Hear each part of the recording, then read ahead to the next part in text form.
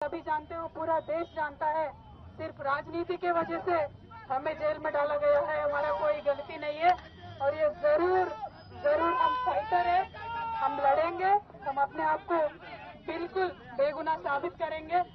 Thank you so much. जय तेलंगाना।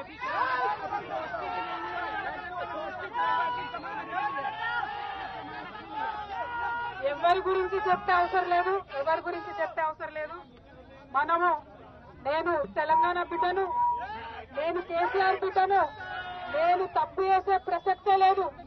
నేను మొండిదాన్ని, మంచిదాన్ని, అనవసరంగా జైలుకు పంపి నన్ను జగమొండిని చేసిండ్రు.